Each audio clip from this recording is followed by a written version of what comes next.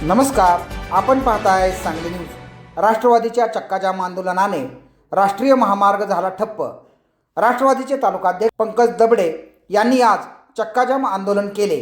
या आंदोलनामुळे गुहागर विजापूर राष्ट्रीय महामार्ग ठप्प झाला होता। राष्ट्रवादीचे तालुकाध्यक्ष पंकज दबडे व त्यांच्या कार्यकर्त्यांनी व त्या ठिकाणाहून जाणाऱ्या सर्व ग्रामस्थांनी या चक्काजाम आंदोलनात सहभाग घेतला। रस्त्याची झालेली दुरावस्था, खड्डे पडून झालेली रस्त्याची चाळण आणि घाटमार्गावरील संरक्षित कठड्यांची झालेली पडझड यावर वेळोवेळी प्रशासनाला व राष्ट्रीय महामार्ग प्राधिकरणाला पत्र देऊनही कोणतीही कारवाई होत नसल्याने हे चक्काजाम आंदोलन रेवणसिद्ध घाटात करण्यात आले। विटा शहरातून विजापूरकडे जाणाऱ्या राष्ट्रीय महामार्गावर रेवणसिद्ध घाट, रेवणगाव घाट व सुलतानगादे येथील रस्त्यांवर प्रचंड मोठमोठे खड्डे पडलेले आहेत। यावरून जाणाऱ्या येणाऱ्या सर्व प्रवासी व वाहनधारकांना या खड्ड्यांमुळे अनेकांनी आपला जीव गमावलेला आहे, तर अनेकांना गंभीर इजा होऊन अपंगत्व आलेले आहे। तरीही प्रशासन कोणतीही कारवाई करत नसल्याने हे चक्काजाम आंदोलन केल्याचे युवा नेते राष्ट्रवादीचे तालुकाध्यक्ष पंकज दबडे यांनी सांगितले। या आंदोलनासाठी राष्ट्रीय महामार्ग प्राधिकरणाचे कोल्हापूरचे अधिकारी प्रवीण बिराजदार यांनी आंदोलकांची भेट घेतली। यावेळी त्यांनी या कामाची निविदा मंजूर करण्यासाठी पाठवण्यात आलेली आहे अशी माहिती दिली। तसेच येत्या 2 महिन्यात संपूर्ण काम सुरू होऊन ते पूर्ण होईल असा विश्वास या आंदोलकांना दिला। पाहूयात यावेळी आंदोलनकर्त्यांच्या भावना आणि अधिकाऱ्यांनी दिलेली माहिती। मी काही रस्त्याचं काम केलेलं नाही, तुमच्या तर सांगणार आहे। परत आठवड्यात आम्ही रस्ता उकरणार आहे, परत सगळा जेसीबी उकरणार आहे, सर मारणार। रस्त्याचं काम आता केलंच पाहिजे। टेंडर काढले, वर्क ऑर्डर काढले, झालंय काम। पत्र दिलं आम्हाला आठवड्यात, मागच्या पत्र दिले काम चालू करतो म्हणून। जर तिने रस्त्याचं काम केलं नाही, येत्या बुधवारीच रस्ता जेसीबी मी उकरणार आहे। कारण या साहेबांना काही केंद्र नाही। साहेबांनी सकाळी 11:30 तिथे यायलाच पाहिजे होतं त्यावेळी, साहेबांना नाही। जर काही घटना घडली, कोण गाडीवर पडला, हातपाय मोडला, कोण मयत झाला, याला कोण जबाबदार? प्रशासनाचं काही केंद्र नाही। तिथे जे लोक त्यांना सुद्धा केंद्र नाही काय। त्यांनी इथं हे फॉलो पण त्यांनी काम करून घ्यायला पाहिजे होतं। कराडच्या घाटातलं काम झालं, या घाटातलं काम काय झालं नाही आतापर्यंत पूर्ण। तिथल्या लोकांच्या ज्या अडचणी आहेत त्यासाठी कोणी काय बघत नाही। तिथल्या लोकांना इथं त्रास होती, आपण गाडीवर पडले, हातपाय मोडले, अपघात झाले, मयत झाले, गाड्या पट्ट्या झाल्या। इथं काय काय ठिकाणी सुरक्षित कठडे पण नाहीत। त्या इतक्या रस्त्याची खराब अवस्था इथं कोणी बघत नाही। इथं कुणाला काय केंद्र नाही। यासाठी आम्ही सर्व आमच्या पक्ष आमच्या ताकदीने आम्ही उतरलोय। आम्ही आज त्यांना सांगणार आहे साहेबांना आता की आठवड्यात जर रोज तुम्ही काम झालं नाही तर पुढच्या आठवड्यात रस्ता मी उकरणार आहे। आणि दुसऱ्याच्या बायका पोरांची संसारांची राख रांगोळी झाली तरी चालेल, पण आपलं मात्र सरळ झालं पाहिजे। अशा हरामखोर अधिकाऱ्यांच्या खरं तर दुर्लक्षामुळे हा 2.5 वर्ष रस्ता खरं तर आरखडलेला आहे। आम्ही सातत्याने प्रयत्न करतोय। आज टेंडर झालं, उद्या टेंडर होईल, परवा दिवशी टेंडर होईल, अशा पद्धतीचे कागदी घोडे नाचवायचे आणि माणसाच्या जीवावर उठायचं, अशा पद्धतीची खरं तर ही यंत्रणा गेली कित्येक वर्ष चालू आहे। आणि म्हणून मित्रांनो, या रस्त्याचा सोक्षमोक्ष लागला पाहिजे, या उद्देशाने आजचं हे आंदोलन चालू आहे। कदाचित आपल्याला 10-15 मिनिटं, 20 मिनिटं, अर्धा तास या सगळ्या गोष्टीचा त्रास होईल। आपण सातत्याने तर रेवणसिद्धला येत असता, वेताळगुरूला जात असता, देवाकडे आल्यावर तासभर जसा आपला जात असतो, त्याच पद्धतीने हे रेवणसिद्धाचं मूळ स्थान असलेल्या ठिकाणी आपण वर बघितलं तर उजव्या हाताला मूळस्थानचं मंदिर आहे। आणि म्हणून या अधिकाऱ्यांना, कर्मचाऱ्यांना, सरकारला, केंद्र सरकारमध्ये काम करणाऱ्या लोकांना रेवणसिद्धाला सद्बुद्धी द्यावी, म्हणून खरं तर आजचं आंदोलन इथं मूळस्थानला आम्ही करतोय। आम्ही या महामार्ग प्रशासनाच्या अधिकाऱ्यांना या पद्धतीच्या सगळ्या कल्पना दिलेल्या होत्या। खरं तर आम्हाला त्यांनी 8 दिवसापूर्वी सांगितलं होतं की 8-10 दिवसामध्ये आम्ही अशा पद्धतीचं काम आहे हे सगळं पूर्ण करू। आम्हाला सकाळी सांगितलं की आज आम्ही सकाळपासून कालपासून काम सगळं पूर्ण करतोय, परंतु कुठल्याही पद्धतीचा खडा सुद्धा इथं पडला नाही। ज्या ज्या वेळेला इथं खडी आणून टाकली, ती खडी सुद्धा हरामखोराने इथनं उचलून भरून घेऊन गेले।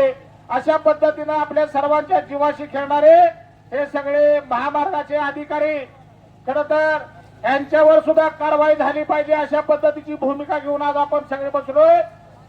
आपल्या सर्व प्रवाशांना माझी विनंती आहे की या रस्त्याच्या आंदोलनामध्ये आपण सर्वांनी सहभागी व्हावं आणि आपल्या मागणीला बळ द्यावं अशा पद्धतीने सगळं छोट्या छोट्या विट्यापर्यंत सगळ्या रस्त्याची दुरुस्ती झालीच पाहिजे. सगळ्या वाहनधारकांना तोड द्यायचा हे करायचं रस्तं चांगलं आणि खाट्यामधून जीव घ्यायचा प्रवास तरी ताबडतोब या प्रश्नाचं रस्त्याची दुरुस्ती करावी. त्यांचे पहिल्यांदा मी आभार मानतो कारण आम्ही गेली 1.5-2 वर्ष त्या रस्त्यातून एवढ्या खडतर प्रवास करत आहे की ते आमच्या गाडीचे मेंढर किंवा टायरचे ते आम्ही भागू शकत नाही. तरी या रस्त्याचे काम झालेच पाहिजे आणि अन्यथा हे आंदोलन बंद करणार नाही असे शासनाला मी आश्वासन देतो. भैयाचे मी आभार मानतो. रेवणसिद्ध घाटातील रस्त्याची दुरुस्ती रेवणसिद्ध घाटातील रस्त्याची दुरुस्ती करण्यास टाळाटाळ करणाऱ्या हरामखोर अधिकाऱ्यांचा रस्त्याची दुरुस्ती करण्यास टाळाटाळ करणाऱ्या हरामखोर अधिकाऱ्यांचा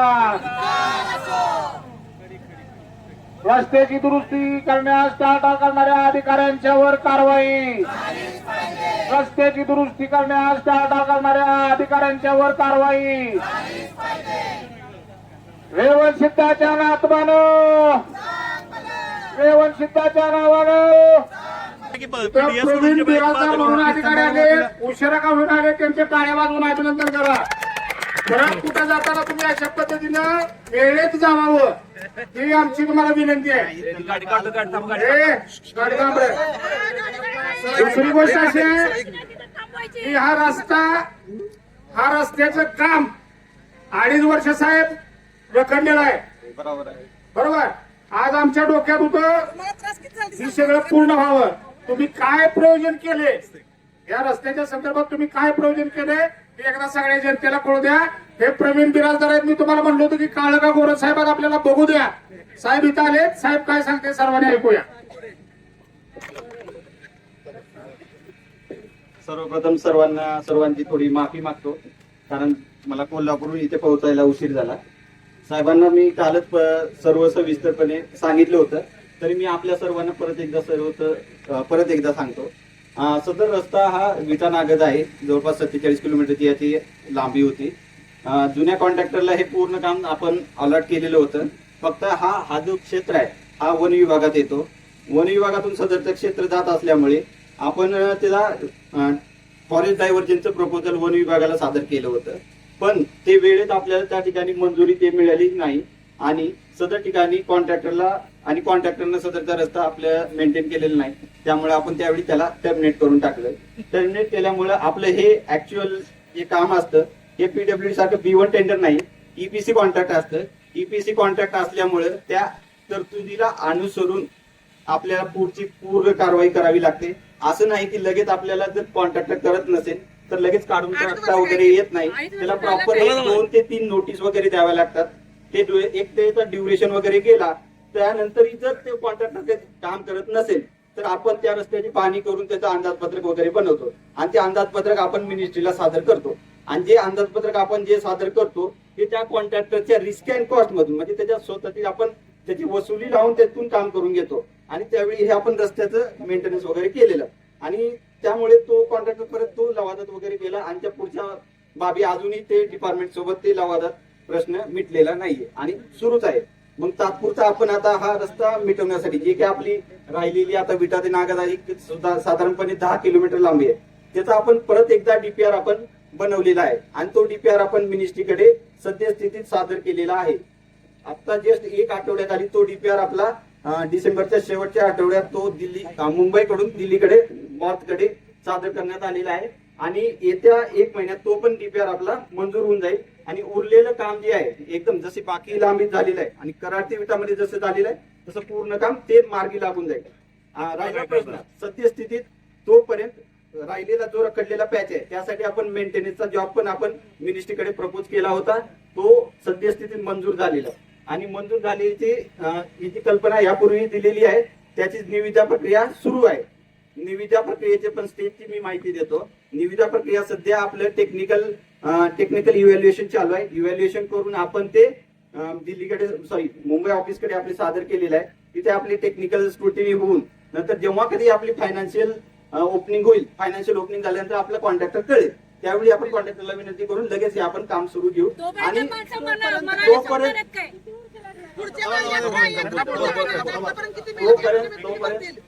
तोपर्यंत तात्पुरत्या स्वरूपात आपण मुर्मीकरणाने हे करणार आहे. आणि आपल्याला जानेवारी एंडिंग पर्यंत आपल्याला काम होईल. कारण हे आता जर तुम्ही बघितलं असेल, हे आपलं ओव्हरले पूर्ण गेलेलं आहे. ओव्हरले जर याच्यावर जर आपल्याला करायचं असेल तर चांगलंच म्हणलं तर याच्यावर एमपीएम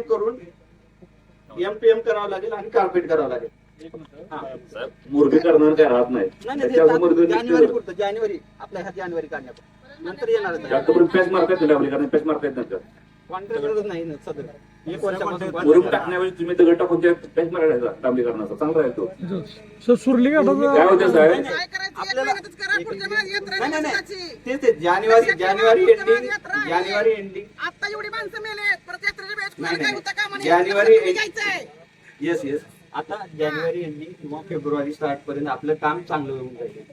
तोपर्यंत आमची मागणी तोपर्यंत पॅच करून द्या. मुरमीकरण टिकत नाही, मुरुम टाकून द्यायचं दुसऱ्या दिवशी तुम्हाला दगड टाकून पॅच करून द्या. साहेब अडचण लोक आहे, लोकांच्या अडचण आहे. मुरमाऐवजी दगड टाकून पॅच करून आम्हाला द्या. काय ते थोडं टाकून द्या.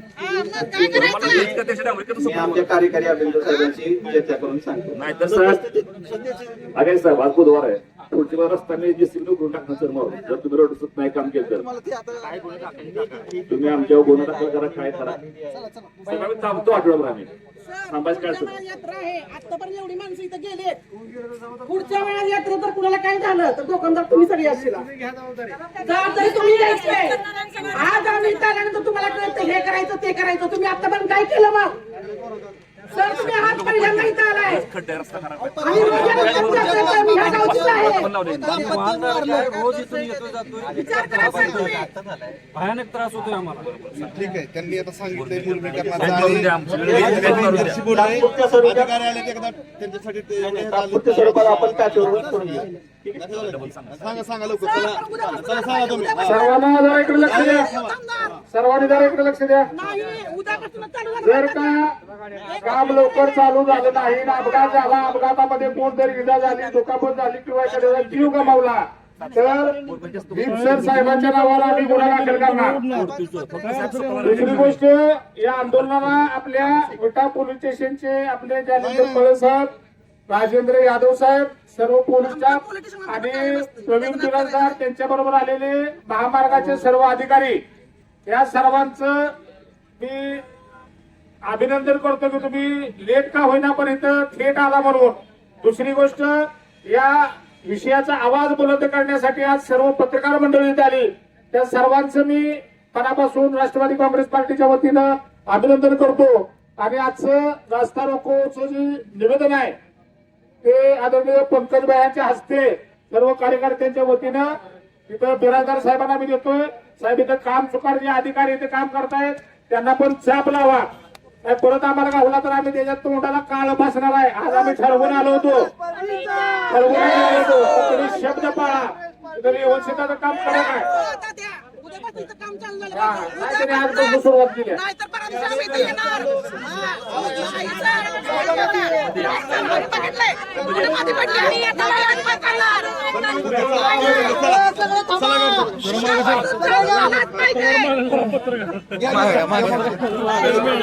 पत्रकार माग सारखं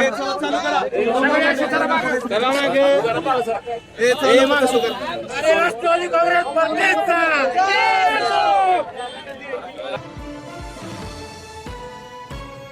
सांगली न्यूजसाठी विद्याधर कुलकर्णी, विटा.